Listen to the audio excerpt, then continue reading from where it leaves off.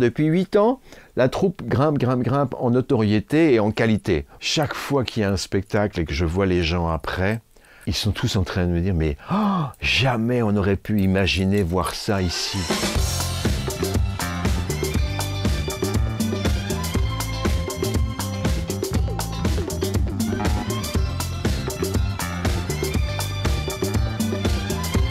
Des Carabistouilles, c'est raconter des histoires qui ne sont pas vraies. Donc quand on a créé la troupe des Carabistouilles, comme on raconte des histoires qui ne sont pas vraies, puisque les hommes ne sont pas vraiment des hommes, les femmes ne sont... Enfin, tout est mélangé, ce sont des Carabistouilles. C'est des gentils Carabistouilles, voilà. Quand on vient voir un spectacle des Carabistouilles, on voit un spectacle de cabaret, de music-hall, comme on pourrait le voir dans une grande ville. J'aime pas toujours dire comme à Paris, parce que ça veut rien dire. Il y a des spectacles de merde à Paris. Hein. Il y a donc un spectacle propre, élégant, c'est rigoureux, c'est monté dans les règles de l'art, comme un spectacle professionnel, vraiment.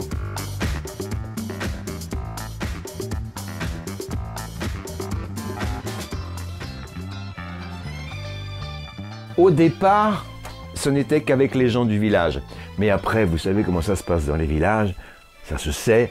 Et maintenant, on a des gens de Chancey, enfin tous les villages qui nous entourent, quoi. Ouais, ouais. Ouais, j'aime beaucoup ce côté scène, moi, cette adrénaline. Mais bon, ouais, le cabaret, j'aime bien ce...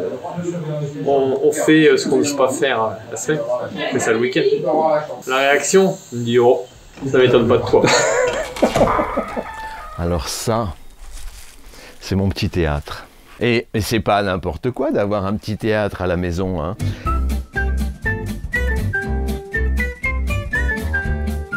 J'étais adjoint au maire dans ce village et tous les ans, il y a un repas des anciens offert par la municipalité. Il y avait un accordéoniste et sa femme chantait. Mais ça faisait 12 ans que c'était le même et les mêmes chansons, etc. Donc les anciens en avaient un peu marre.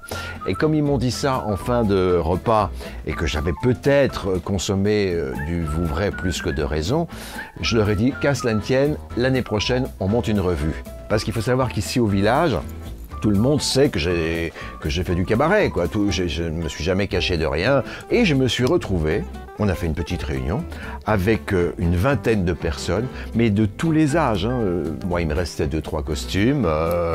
On a imaginé des numéros, des tableaux ensemble, et on a monté une revue. Mais ça a tellement bien cartonné que les gens du village ont dit au maire, bah, nous, on aimerait bien voir aussi ce spectacle.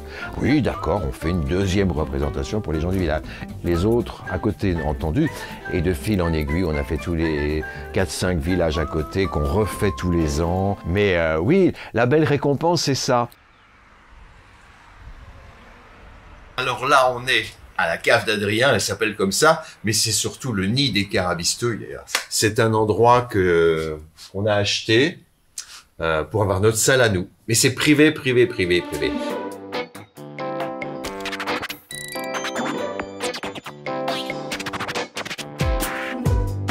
Tout petit déjà, je prenais les nappes et je les mettais en robe et je pense que j'ai toujours aimé me déguiser, et me déguiser en fille. Après, de façon sérieuse, je jouais une pièce de théâtre qui s'appelait Le Défunt de Obadiah. Et le metteur en scène, qui était un peu fou et visionnaire, a dit on va faire jouer ça par 2 hommes habillés en femmes. Ça donnait encore un côté plus fou de cette pièce de Obadiah. Je n'avais jamais vu de travesti de ma vie. Puis c'est parti comme ça, dans ce même café-théâtre où je jouais au théâtre, eh bien, on a monté des petits numéros pour remplir les salles des jours où il n'y avait pas de spectacle de théâtre. Et tout de suite, un transformiste de Bruxelles qui s'appelait Pinky Andersen, qui était déjà très connu à Bruxelles, la capitale, m'a vu et il m'a dit « mais il faut absolument que tu viennes avec nous, t'es doué ». Ah bon, d'accord. Et je suis parti comme ça, voilà, sans avoir rien programmé. Et je crois qu'on peut dire que le transformisme, ça a rempli ma vie. Ça continue encore un peu avec les Carabistouilles. Et j'aime bien cette sensation de partager maintenant avec les Carabistouilles. Parce qu'avant, quand on était dans les années 70, 80, les numéros, on les gardait pour soi. Hein, c'était pas question de copier un autre. Aujourd'hui, mon plaisir est de partager, de donner. Il y a quelques chansons que j'ai écrites avec Jean-Jacques Debout aussi, qui sont pas sorties dans le commerce. Mais aujourd'hui, quand je reçois un mail d'un garçon qui me dit « Ah, j'adore cette chanson, est-ce que je pourrais… » Je l'envoie, je partage. Et avec les Carabistouilles, J'ai la sensation de ne pas avoir bossé pour rien, de ne pas avoir gardé pour moi. Aujourd'hui, je partage, ils savent tout faire comme moi.